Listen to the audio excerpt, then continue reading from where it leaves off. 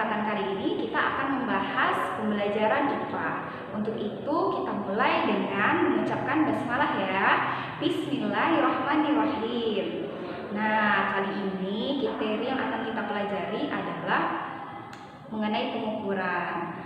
Jadi ternyata pengukuran itu sangat erat kaitannya dengan kehidupan kita sehari-hari. Bahkan sering kita kerjakan di dalam kehidupan kita. Entah itu pada saat kalian berada di sekolah, entah itu pada saat kalian berada di rumah, entah itu pada saat kalian berada di pasar atau di tempat lain. Nah, jadi kalau begitu pengukuran itu kira-kira apa ya? Nah, pengukuran adalah membandingkan besaran yang satu dengan besaran yang lainnya, tentunya yang sejenis, yang dipakai sebagai satuan. Jadi ketika kalian melakukan pengukuran, otomatis kalian butuh alat ukur. Contohnya, seandainya kalian sedang berbelanja ke pasar, kalian ingin membeli buah jeruk. Nah, kalian tidak akan tahu berapa sih massa jeruk tersebut, apakah 1 kilogram, apakah 2 kilogram. Kalian tidak akan tahu jika si penjualnya tidak menimbang jeruk tersebut terlebih dahulu. Berarti massa benda itu merupakan hasil dari pengukuran, sedangkan timbangan adalah alat ukurnya. Paham ya?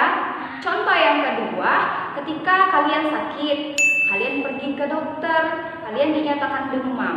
Jadi kalian tidak akan tahu tuh suhu tubuh kalian berapa sih pada saat demam jika si dokter hanya mengecek kalian menggunakan tangannya atau menempelkan tangannya di tubuh kalian. Nah, kalian tidak akan tahu suhu tubuh kalian. Bagaimana caranya supaya kalian tahu? Otomatis ketika si dokter itu menempelkan termometer di tubuh kalian, barulah ketahuan berapa sih suhu tubuh kalian. Berarti suhu itu merupakan hasil pengukuran, sedangkan termometer adalah alat ukurnya. Jadi ternyata pengukuran itu sangat erat kaitannya di kehidupan kita yang sehari-hari ya. Baik, kita lanjut ke materi selanjutnya, yaitu mengenai besaran. Nah, besaran itu adalah segala sesuatu yang dapat diukur dan dapat dinyatakan dengan angka atau nilai. Contohnya, ketika saya ingin mengukur berapa sih tinggi badan saya, ternyata tinggi itu adalah besaran. Kenapa? Karena tinggi dapat diukur dan dapat dinyatakan dengan angka. Contoh, tinggi badan saya adalah 160 cm. Contoh yang kedua, ketika saya ingin mengukur suhu tubuh saya. Nah, suhu tubuh adalah merupakan besaran. Kenapa? Karena suhu tubuh dapat diukur dan dapat dinyatakan dengan angka. Misal, suhu tubuh saya 36 derajat Celcius. Oke, besaran ternyata ada dua jenis loh. Yang pertama adalah besaran pokok. Apa itu besaran pokok ya? Besaran pokok adalah besaran yang satuannya telah ditetapkan lebih dahulu untuk dijadikan acuan dalam membuat satuan dari besaran-besaran yang lainnya. Nah, ada 7 besaran pokok yang harus kalian ingat. Supaya kalian lebih mudah mengingatnya, kita singkat menjadi Jiwaku SMP. Apa itu? Yang pertama, jumlah zat dengan satuan mol, dan kemudian ada intensitas cahaya dengan satuan kandela dan lambang CD. Yang selanjutnya ada waktu dengan satuan sekon dan lambang S. Kemudian ada kuat arus dengan satuan ampere dan lambangnya A. Kemudian yang selanjutnya ada suhu dengan satuan Kelvin dan lambang K. Yang selanjutnya ada massa dengan satuan kilogram dan lambang Kg. Yang terakhir ada panjang dengan satuan meter dan lambang M. Jenis besaran yang kedua yaitu besaran turunan. Besaran turunan adalah besaran yang diturunkan dari besaran pokok. Jadi ada beberapa contoh dari besaran turunan. Misalnya kecepatan. Kecepatan itu diturunkan dari besaran panjang dan besaran waktu. Oke, kali ini ada beberapa contoh. Ini bisa kalian lihat apa-apa saja sih contoh dari besaran turunan. Seperti misalnya luas dengan satuan meter bujur sangkar atau meter kuadrat. Selanjutnya ada percepatan dengan satuan meter per sekon kuadrat. Kemudian ada gaya dengan satuan kilogram meter per sekon kuadrat. Dan masih banyak lagi, bisa kalian lihat sendiri di tabel ya. Yang selanjutnya yaitu mengenai satuan. Satuan adalah suatu pembanding yang digunakan dalam pengukuran. Jadi pada zaman dahulu orang-orang itu sering mengukur sesuatu biasanya menggunakan jengkal. Kemudian ada yang menggunakan kaki. Setelah itu ada juga yang menggunakan depa dan ada yang menggunakan hasta. Nah, pengukuran dengan menggunakan bagian-bagian dari tubuh manusia ini ternyata tidak efisien. Kenapa? Karena ukuran dari anggota tubuh manusia yang satu dengan yang lainnya pasti berbeda, sehingga ukuran-ukuran ini tidak bisa dijadikan ukuran yang dipakai untuk skala yang besar atau skala internasional.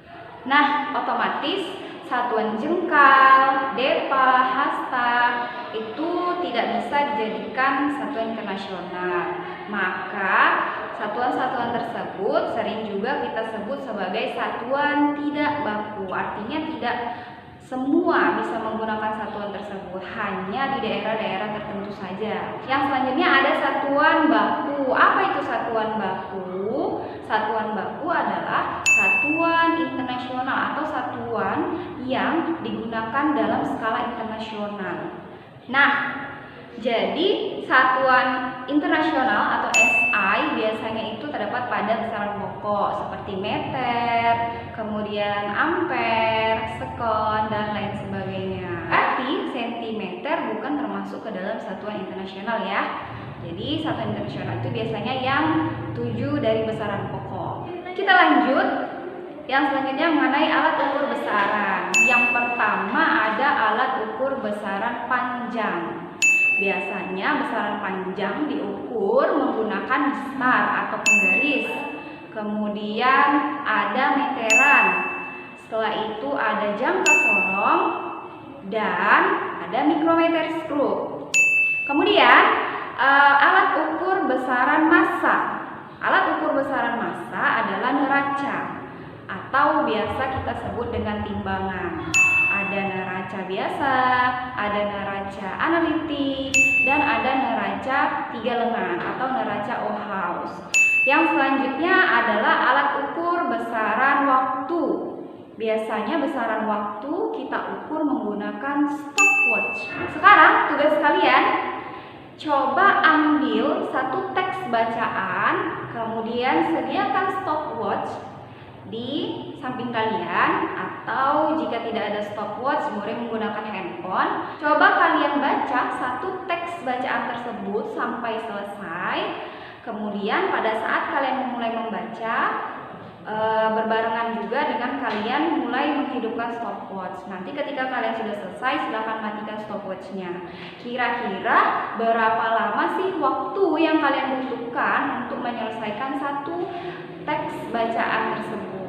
Jangan lupa ya, dikerjakan di kertas selembar. Baik, sampai di sini saja pembelajaran kita kali ini. Kita simpulkan sama-sama ya. Jadi yang pertama tadi pengukuran. Pengukuran adalah perbandingan dari besaran yang satu dengan besaran yang lainnya. Kemudian yang kedua ada besaran. Besaran adalah segala sesuatu yang dapat diukur dan dapat dinyatakan dengan angka. Besaran terdiri dari 2, yaitu besaran pokok dan besaran turunan. Kemudian yang terakhir ada satuan. Satuan adalah pembanding dalam pengukuran. Nah, yang selanjutnya agar lebih memantapkan pemahaman kita pada materi kali ini, maka saya berikan tugas kepada kalian, yaitu silakan ambil 10 benda yang ada di rumah kalian, kemudian kalian ukur berapa panjangnya menggunakan mistar. Setelah itu, kalian ukur panjangnya menggunakan jengkal tangan kalian serta hasta tangan kalian.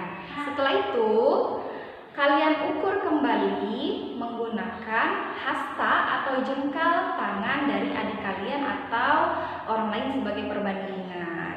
Kemudian hasilnya silakan masukkan ke dalam tabel berikut dan dikerjakan di kertas saja untuk sebagai laporannya.